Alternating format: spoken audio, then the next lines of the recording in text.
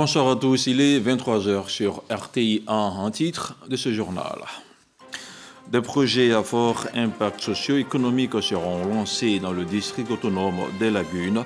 Des projets qui vont mobiliser environ 8 milliards de francs CFA et qui permettront à au moins 300 jeunes de bénéficier d'un emploi.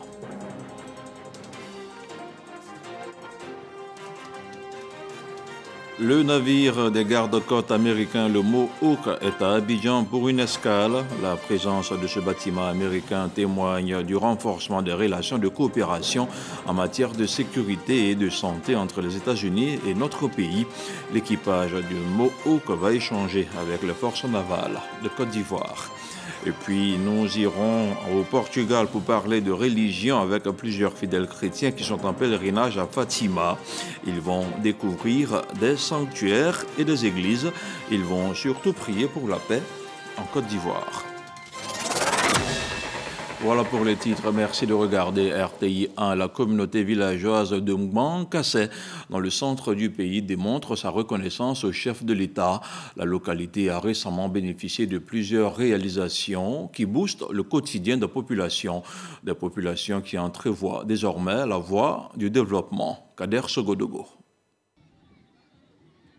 Mbankassé, à l'origine Agbakro, Bangbossou et Nyenekro. 3 villages qui ont décidé de s'unir pour en faire un seul. Aujourd'hui, la communauté villageoise de Mbankassé est forte de plus de 600 000 habitants. Celui qui a suscité ce regroupement s'appelle Jano Aoussou-Kouadio. Il ne s'est pas arrêté là. Il a veillé à ce que le développement suive. Aux côtés d'Alassane Ouattara, Jano Aoussou-Kouadio aura contribué à la transformation du Mba. Il y a eu plus d'investissements importants qu'il y avait eu depuis plus de 60 ans d'indépendance. Que ce soit en termes d'infrastructures hydrauliques, en termes d'électricité. Ils sont venus de partout pour prendre part à ce rendez-vous du merci. Un devoir pour bien d'entre eux. Un devoir de toute la communauté de Mbankassé et des cadres de rendre hommage. Si on ne le fait pas, on aurait failli à un véritable devoir, à une grande faute qu'on ne pourrait jamais réparer. Prenant à son tour la parole, Jano Aoussou-Kouadio n'a pas manqué de relever le travail abattu au quotidien par le président de la République, Alassane Ouattara, qui n'a ménagé aucun effort pour faire de la Côte d'Ivoire un pays qui avance à pas sûr et certain. Et le pays Mban avec. Chers parents, je voudrais vous inviter, à travers cet hommage, de nous tourner tous vers le président Alassane Ouattara. C'est un hommage familial.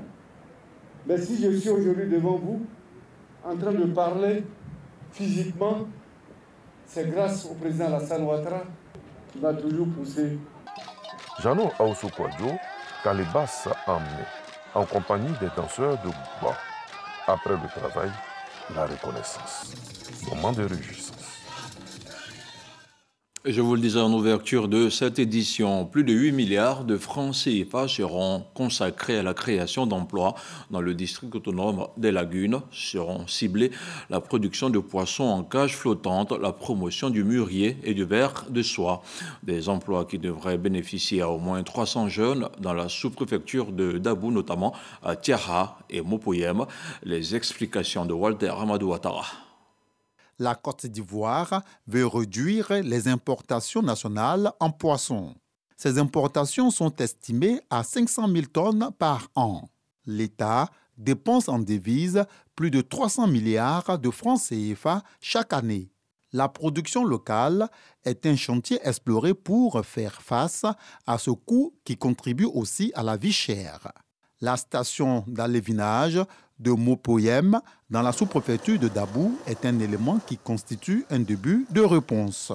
Cette station est spécialisée dans la reproduction des alevins qu'on met à la disposition des pisciculteurs qui font la demande. Actuellement, nous sommes submergés même. Nous avons une capacité de reproduction de 800 000 alevins par an. Nous avons 20 étangs de reproduction, 13 bassins de reproduction et 5 bassins de démarrage. La station s'étend sur une superficie de 3,5 hectares.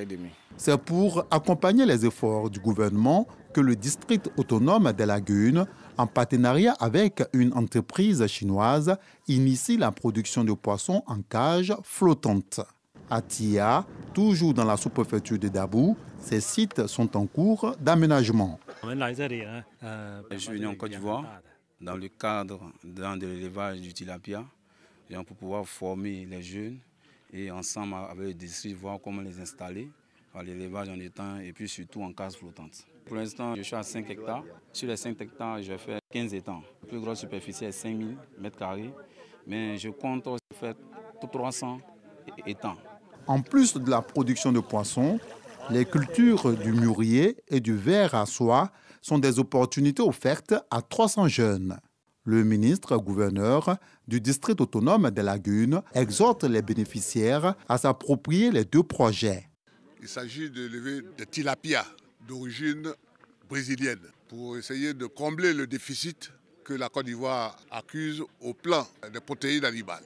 Quand on a planté le verre à soie, au bout d'un an, ça rapporte 2 millions à la tonne, c'est-à-dire 2000 francs par kilo. C'est un revenu confortable pour les paysans.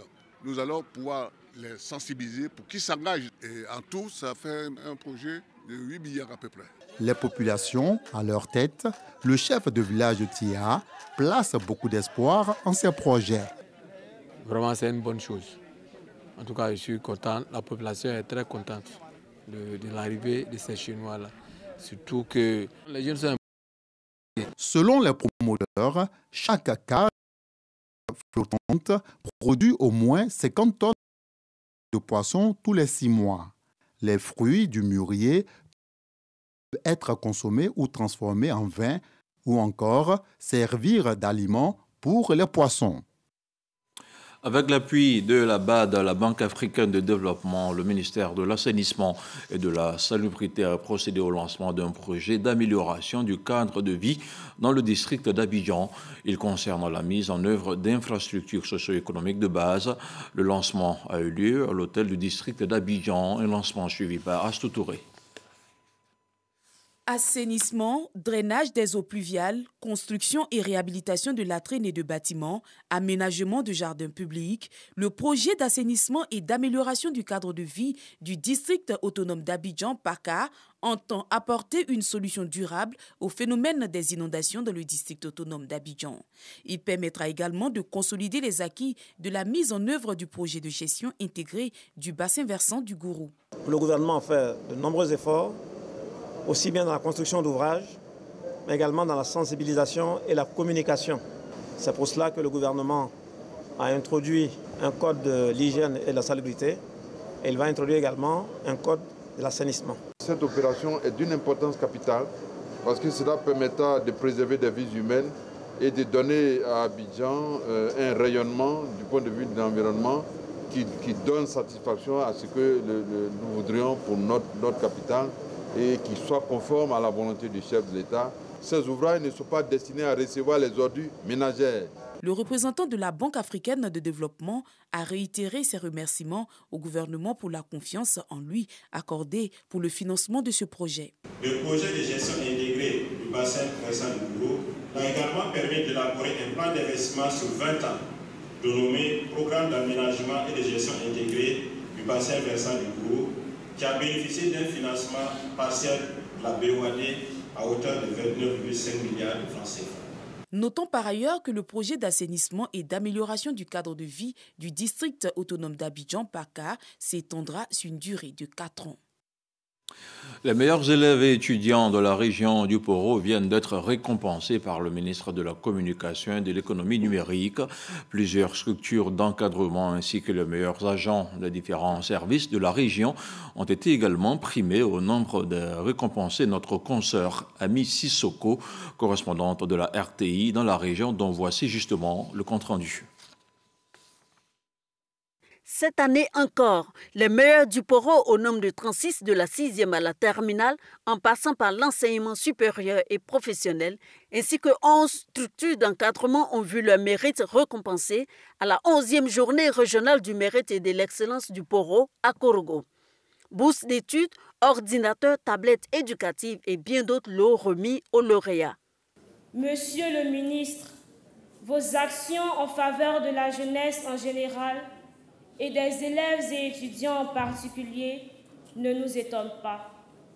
Elles s'expliquent par le fait qu'héritier du bâtisseur, le Premier ministre Amadou Gon Coulibaly, paix à son âme, et fils du président de la République, son Excellence Alassane Ouattara, vous ne pouviez pas avoir une autre ligne de conduite.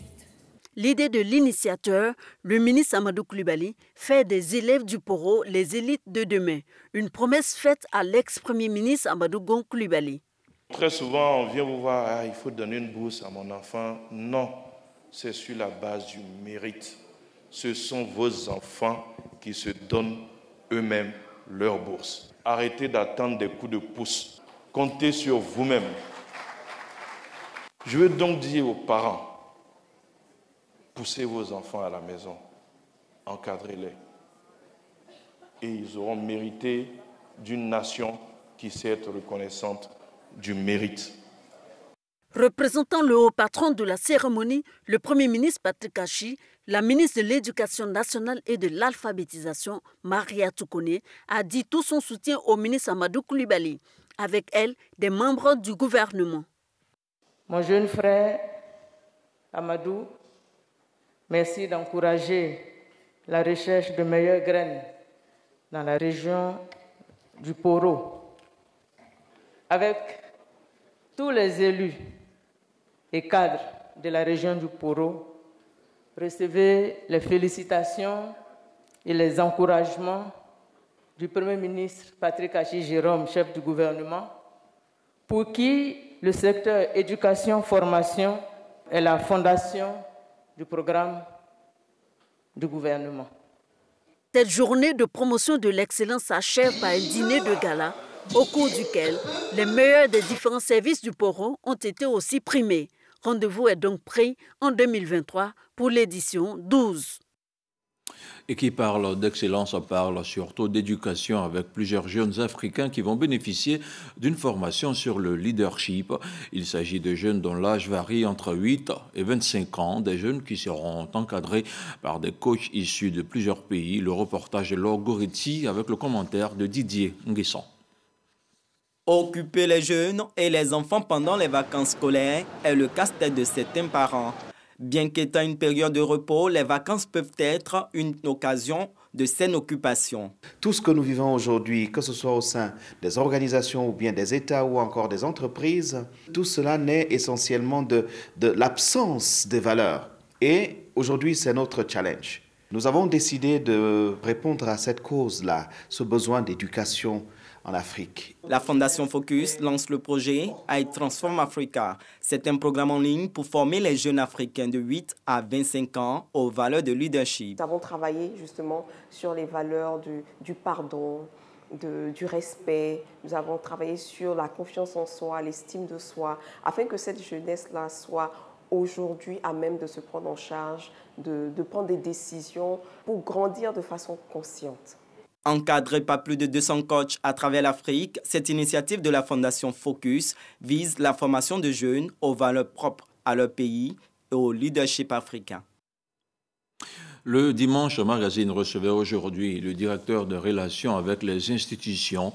Ambroise Moussoncho était sur le plateau de RTI1 pour parler d'un ouvrage intitulé « Architecture institutionnelle de la Troisième République de Côte d'Ivoire », un ouvrage mis à la disposition du ministère d'État, ministre auprès du président de la République, chargé des relations avec les institutions de la République. Je vous propose de suivre un extrait de son passage. Lorsqu'il a pris fonction, monsieur le ministre d'État, Gilbert Koné Kafana, il a initié plusieurs actions allant dans le sens de la promotion des institutions de la République. Ce manuel est conçu pour toutes les couches sociales de la Côte d'Ivoire.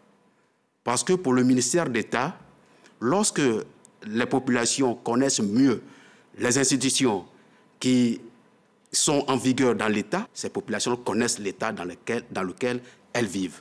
Vous nous confirmez qu'avec un tel document entre les mains, eh bien, on pourra se vanter d'avoir le maximum d'informations sur les institutions ivoiriennes? La réponse est oui. Depuis que le manuel donc a été rédigé, nous avons commencé donc les distributions de ce manuel de manière ciblée.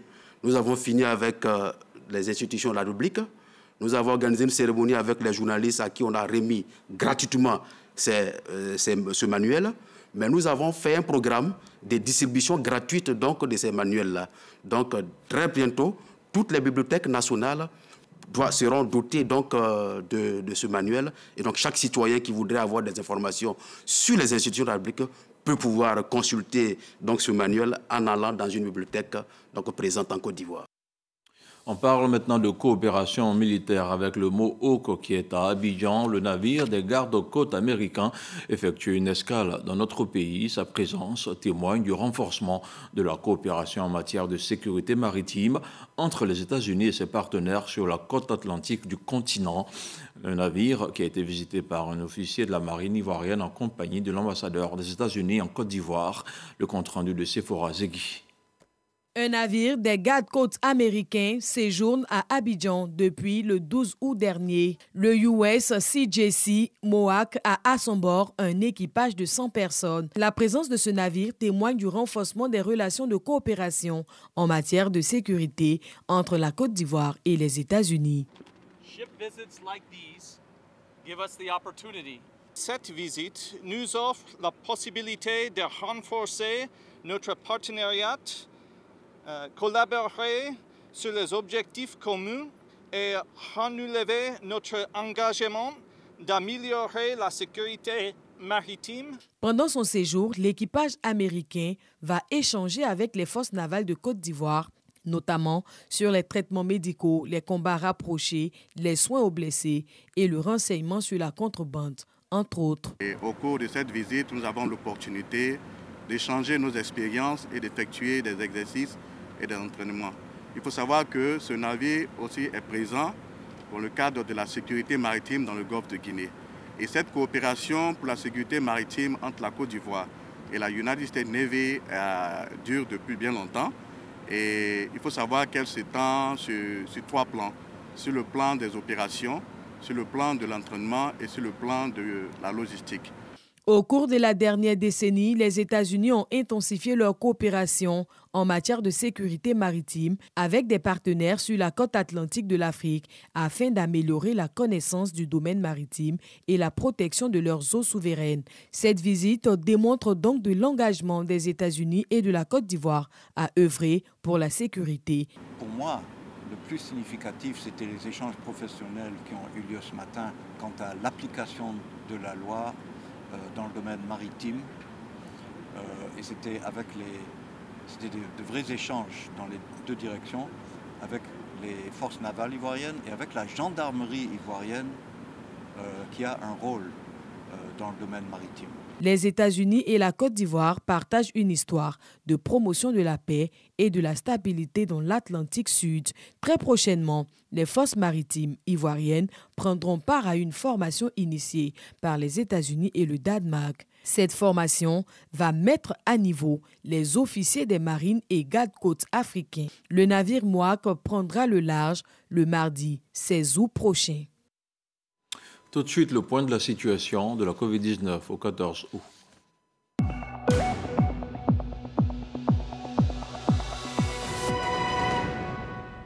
Le ministère de la Santé, de l'Hygiène publique et de la couverture maladie universelle a enregistré ce dimanche 59 nouveaux cas de Covid-19 sur 1004 échantillons prélevés, soit 5,9% de cas positifs, 74 guéris et 0 décès. À la date du 14 août 2022, la Côte d'Ivoire compte donc 86 151 cas confirmés, dont 85 127 personnes guéries, 815 décès et 209 cas actifs. Le nombre total d'échantillons est d'1 594 879. Le 13 août, 12 265 doses de vaccins ont été administrées, soit un total de 18 56 839 doses du 1er mars 2021. Au 13 août 2022, le ministre de la Santé, de l'Hygiène publique et de la couverture maladie universelle invite toutes les personnes de plus de 12 ans à se faire vacciner dans les centres dédiés. Il rappelle que le vaccin contre la Covid-19 est gratuit et volontaire. C'est un fonds qui renforce les secteurs culturels et créatifs en Afrique de l'Ouest. Il vise la mise en place d'un mécanisme de soutien financier aux opérateurs ouest-africains, parmi lesquels 9 groupes artistiques ivoiriens viennent d'être retenus. Des opérateurs qui ont été reçus jeudi dernier par la ministre Françoise Remarque. C'était au Musée des civilisations de Côte d'Ivoire. On en parle avec Issa Chonayo. Renforcer le secteur culturel et créatif en Afrique de l'Ouest à travers un mécanisme de soutien financier aux opérateurs économiques culturels. C'est le sens de la création du programme ACP UE Culture 2021-2024 dans la région. Doté de 6,2 millions d'euros, soit environ 4 milliards de francs CFA, ce fonds piloté par l'Institut français et le Centre culturel coréen de Ségou permettra aux entreprises culturelles de mieux se structurer. 15 lauréats sont retenus dans l'espace CEDEAO, dont 2 Ivoiriens pour le fonds de structuration, la compagnie Naforoba et le Soukan Théâtre. Avant leur participation à la 2e université d'été au Ghana, organisée par l'UEACP Culture, ils ont expliqué leur projet à la ministre de la Culture et de la Francophonie. Nous travaillons sur les arts de la parole, précisément sur le conte. Nous présentons le projet Élan. Élan qui ambitionne d'accompagner 16 artistes de la sous-région, 8 pays francophones d'Afrique de l'Ouest, pour les installer dans la durabilité. La ministre Françoise Remarque s'est réjouie de la mise en place de ce programme qui va aider à l'industrialisation du secteur culturel de la région. Ces 9 lauréats ivoiriens ont proposé des programmes extrêmement innovants, des programmes avec un impact sur les jeunes, des programmes qui touchent les acteurs de la culture, qui touchent des jeunes. Et c'était important qu'on puisse les mettre en avant, les valoriser, valoriser tout le travail qu'ils font, valoriser aussi les mécanismes de financement qui existent. Ces 2 projets du fonds de structuration sont financés à plus de 300 millions de francs CFA. Outre ces 2 lauréats, 7 autres structures ivoiriennes bénéficient du fonds de valorisation des cultures d'Afrique de l'Ouest sur une période d'1 an. Religion maintenant avec plusieurs pèlerins chrétiens qui revivent la passion du Christ à travers le chemin de croix. À Lourdes, ils ont revisité les sentiers de l'arrestation de Jésus depuis le mont des Oliviers jusqu'à Golgotha. Des pèlerins qui ont suivi également les traces de Sainte Bernadette. Grace Kando et Kiniboa sont nos envoyés spéciaux. Notre Père, qui es aux cieux, que ton nom soit sanctifié, que ton règne vienne. Que ta volonté soit faite sur la terre comme au ciel. Donne-nous aujourd'hui notre pain de... Notre-Dame de Lourdes, lieu de pèlerinage par excellence pour les chrétiens catholiques. Chaque année, plusieurs délégations se retrouvent dans ce sanctuaire dédié à la Vierge Marie. Les Ivoiriens y sont aussi. À cette occasion, une messe fraternelle de tous les pèlerins ivoiriens issus de plusieurs groupes est célébrée. Je suis heureuse d'être là. Et je pense que ce que nous venons de poser comme acte aujourd'hui, là, c'est une très bonne initiative et que je souhaite que cela se prolonge tous les autres moments qu'on va vivre à Lourdes et qu'arrivé à Abidjan, qu'on continue dans cette optique-là. Vraiment, c'est une très bonne chose. Une très grande joie de savoir que tous les Ivoiriens se réunissent pour prier pour la nation.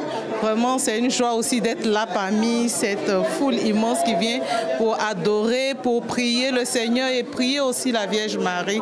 Vraiment que le Seigneur nous bénisse tous et puis voilà, que la Vierge nous accompagne durant ce pèlerinage. Au cours de cette célébration eucharistique, les valeurs de rassemblement, de communion et d'unité ont été prônées. Nous sommes les fils de la même patrie. Donc c'est le sang de l'unité que nous venons de célébrer à l'autel du Seigneur. Plusieurs délégations, mais provenant du même pays, c'est bien de commencer sur le pèlerinage-là en célébrant notre fraternité, notre unité et en confiant les projets de notre pays à la Vierge Marie pour qu'elle les présente à son Fils Jésus. C'est désormais une tradition. Les différentes délégations ivoiriennes en pèlerinage à Lourdes se retrouvent chaque année pour une messe d'action de grâce. Après Lourdes, on se rend maintenant au Portugal où l'on retrouve également d'autres pèlerins ivoiriens. La délégation conduite par la Direction générale des cultes a découvert le sanctuaire de Fatima. Une messe était au programme de cette première journée. Jean-Luc Gbangbo et Didier Nguessan sont également nos envoyés spéciaux. Il y a 105 ans, la Vierge Marie apparaissait à 3 petits bergers. Ici, à Fatima. Le modeste village d'alors, situé à 125 km de Lisbonne, la capitale du Portugal, deviendra un haut lieu de pèlerinage où les chrétiens, les catholiques notamment, viennent raffermir leur foi. Fatima est la première étape pour ce groupe de pèlerins ivoiriens, 90 au total, arrivés d'Abidjan le 12 août et en union de prière le long du trajet, comme ici en escale à l'aéroport de Bruxelles. Le Seigneur soit avec vous. Et avec votre esprit. Sur place à Fatima, ils y découvrent les monuments et sites religieux, notamment le sanctuaire avec ses deux basiliques qui se font face, Notre-Dame du Rosaire et la Sainte Trinité. Cette esplanade qui les relie peut accueillir plus de 8600 fidèles. C'est une joie d'être sur cette terre. La Vierge Marie est apparue à Fatima afin d'emmener la paix, afin d'emmener l'humilité, à nous amener à plus de simplicité dans notre vie.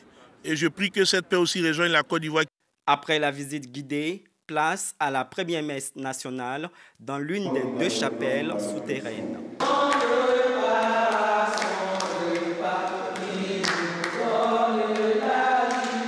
Pour le prêtre célébrant, le père Norbert Koné, réussir son pèlerinage, c'est se décharger de ses fardeaux et s'abandonner entièrement au Seigneur. Ce que nous avons dans nos cœurs, ce que nous gardons dans nos cœurs qui nous empêche de rencontrer le Seigneur. Alors se libérer, ça veut dire tout ce qui est entrave à notre vie avec le Seigneur, c'est de pouvoir le déposer aux pieds de la Vierge Marie à Fatima, pour que nous soyons soulagés et qu'en repartant à Abidjan, nous soyons de nouvelles personnes. Les pèlerins ivoiriens ont également participé à la messe internationale avec le père Norbert Koné au nombre des célébrants. Quand la Côte d'Ivoire occupe une place de choix à une telle messe, ça veut dire que la Côte d'Ivoire est en train de revenir. C'est de dire merci aux autorités qui nous ont permis d'être en ce lieu. À la veille de l'Assomption, les chrétiens catholiques s'humilient devant la Vierge Marie. Et c'est parti maintenant pour un tour d'horizon de l'actualité dans le monde. Le 7 sur 7, une sélection de Moussa Konaté.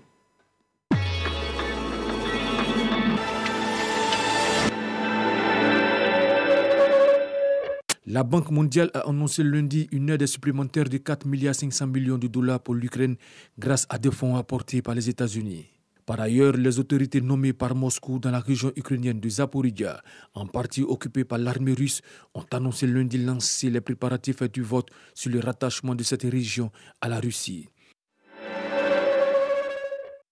Au Kenya, plus de 22 millions d'électeurs étaient appelés aux urnes mardi pour voter à 6 reprises, pour des élus locaux, des gouverneurs, des sénateurs ou encore des députés, mais aussi pour leur futur président de la République.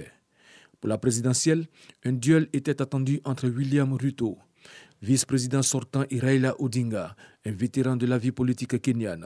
Le vote s'est déroulé dans le calme.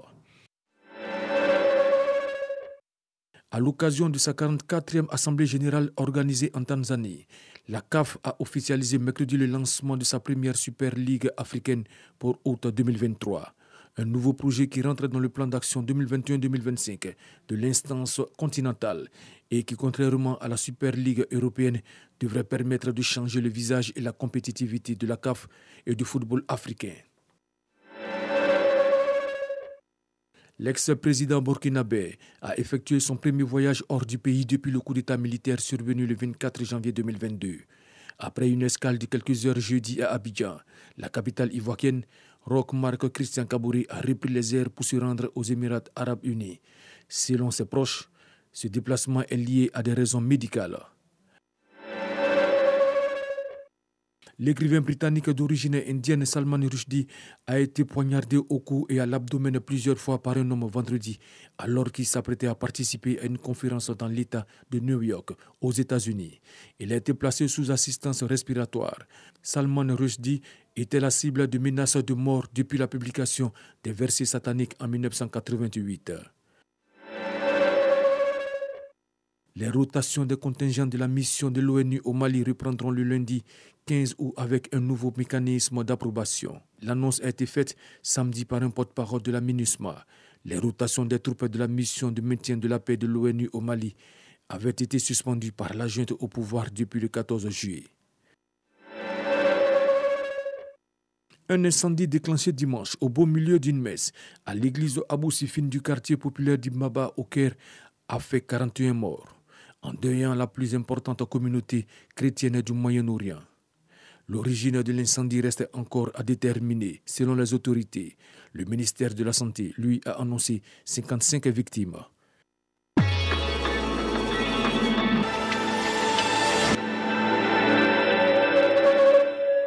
Le 7 sur 7, une sélection de Moussa Konaté commentée par Abou Sanogo. Ce journal est terminé. Merci de nous avoir suivis. À demain.